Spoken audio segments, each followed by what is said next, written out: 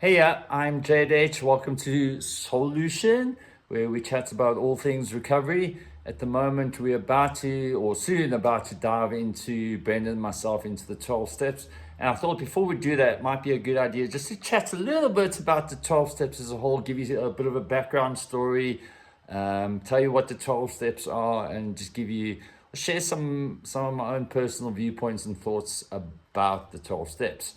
So, uh, a gentleman by the name of Bill W, as is well known or is known as, Bill Wilson was his name, back in the 1930s established a fellowship, the 12 step fellowship, along with Dr. Bob. By the way, this is not meant to be a history lesson, and so I do encourage you to fact check anything I have to say. His stories are well documented online. Do go have a look see. And there's also a great movie out about his life story, which you should be able to find online somewhere. Anyway, so Bill Wilson and Dr. Bob, they formulated the 12-step program, and the initial sorry, let me just mention that Bill W himself was an alcoholic and failed numerous times to get sober. His life was definitely becoming unmanageable. And he was inspired by the Oxford Christian Group, I think they were called. And through that inspiration, him and Dr. Bob formulated the 12 steps as we know them today. Now, the Oxford Christian Group, the name kind of says it all, would have played a strong part in the reference to God in the 12 steps. And I think it's just very important at this stage to make it very clear that in no way, shape, or form do any 12-step fellowship force you, encourage you, suggest that you join any kind of religious organized group. Sometimes they, and to my preference, use the word higher power, and many people have done or gone through the 12-step process without taking on any kind of a godlike type entity for their own personal higher power. And so if you're new to this whole idea of the 12 steps, I really just want to encourage you, if there is any mention of God and if you find that off-putting in any which way, please just try and be open-minded enough to just put that aside for a minute and stick around, and you'll soon realize what I'm saying. It's not a religious organization in any way, shape, or form. Me personally, I'm not religious. I do have, I guess, what I could call some kind of spiritual ideas around what a higher power is, but we'll get into that at a later stage. Anyway, so initially, they were inspired by this group. But Bill Wilson was also very inspired by the writings of Carl Jung, and through a chit chat, liaison between them, it kind of, through Carl Jung's kind of encouragement, the notion of God in a Christian-like sense became far more secular, which I think is so important, especially in modern times. It was a challenge for many people seeking a solution back then already. There's a whole chapter allocated in the big book around for agnostics. And so through Carl Jung's influence, the talk around God became a much more of a secular concept and not such a religious one. I think that makes it far more attractive to people from all walks of life around the world to be able to adopt a higher power of their own understanding. And for a lot of people, that is just merely the fellowship. It's simply really just an acknowledgement that there is something greater than myself that I can turn to for help and guidance. So that was kind of where it started. As I mentioned, it was originally formulated within the Alcoholics Anonymous fellowship, But since then, many fellowships have sprung forth pertaining to specific compulsive disorder or addictions. The first one, that most noticeably, was Narcotics Anonymous.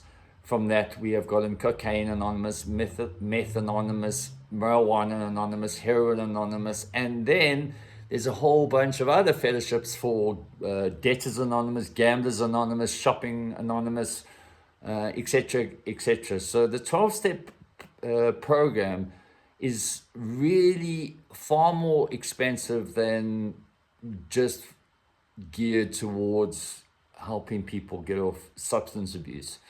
There's also R-Anon and Al-Anon, which is anonymous fellowships for members of family, for people who are struggling with addiction, and how the family can be, what role they should play in the addict or alcoholic's life in getting better. And even they go through the 12-step process. So it really is a powerful program. I'm going to just quickly read through the 12 steps just to, if you haven't yet come across them, just so that you know what it's about.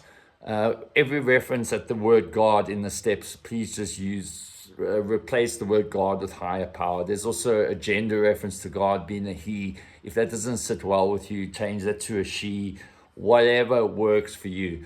So step one, we admitted we're powerless over alcohol, that our lives have become unmanageable, powerless over drugs, shopping, gaming, whatever.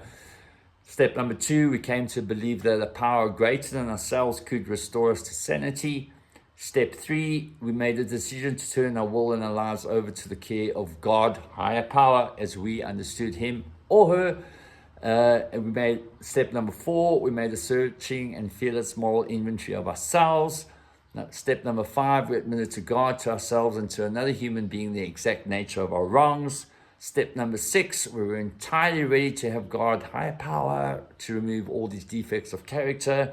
Step seven, humbly asked him or her to remove our shortcomings. Step eight, we made a list of all persons we have harmed and became willing to make amends to them all. Step 9, we made direct amends to such people wherever possible, except when to do so would injure them or others.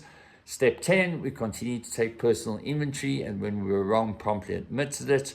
Step 11, we sought through prayer and meditation to improve our conscious contact with God as we understood him, praying only for knowledge of his will for us and the power to carry that out. Step 12, having had a spiritual awakening as a result of these steps, we try to carry this message to alcoholics and to practice these principles in all our affairs.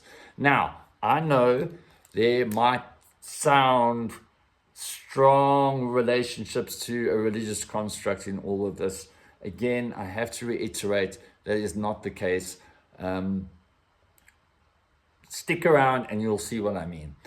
Then I just want to quickly just touch on, before I do that, I must just say that reading through the steps is not the same as doing the steps.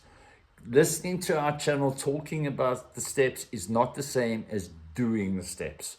The encouragement is to visit a fellowship, go online and find out where the nearest fellowship meetings. There are meetings happening, you'll be surprised, all around the world. In Joburg alone, I'm not sure how many there are, but there's a meeting every day of the week, usually one not too far from where you stay.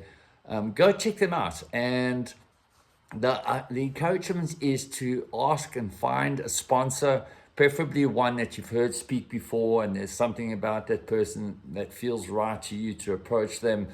Know this, right? Everybody in those meetings have got a story very much the same as yours. Not the same, but similar. And so anything that, like in the steps where it talks about admitting to another human being the exact nature of our wrongs, there might be a lot of shame and guilt associated with the things we've done, but rest assured, anybody in those rooms have done the same or worse, maybe not worse, but they have all been in that place of having done things that at one point they had carried a lot of shame and guilt about. So that is not something I feel you really need to worry too much about. But do look for somebody who really resonates with you, that I do encourage.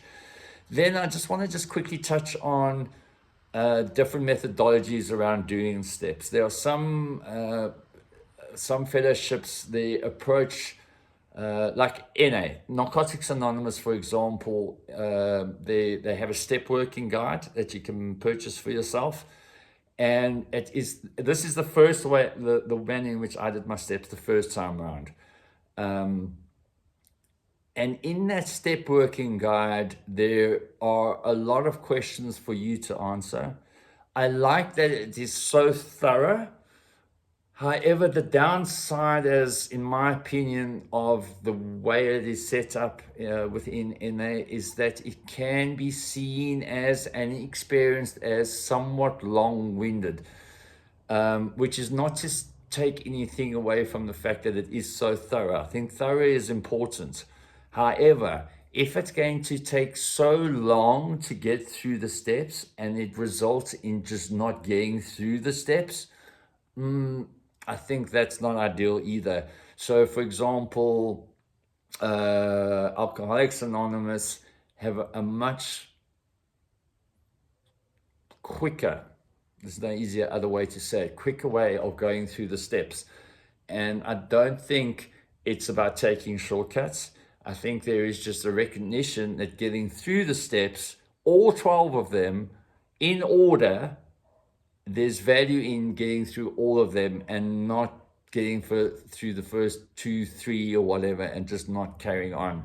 So yeah, whatever way feels like it's going to work for you.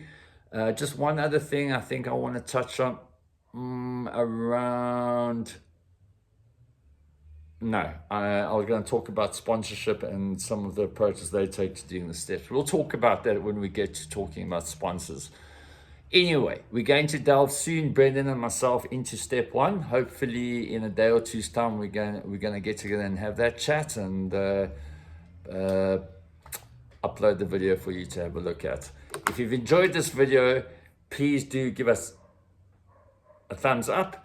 If you would like to stay in touch with us about and talk about all things recovery, remember, we as much wanting to learn from you as what you might be able to learn something from us. Not that we're here to teach, we're not experts, we've just been around long enough to be able to share some insights and some thoughts around the topic. So if you want to stick around, maybe hit the subscribe button, that would be cool. Helps get us some traction so that maybe we can help more people. And then if you want to go see our video on step 1, please do click on the video link, which will come up shortly. If it's not showing yet, that's because we haven't recorded the video yet. But it's coming. Anyway, I hope you have yourselves a blessed day wherever you are. And thank you so much for watching. We'll see you soon.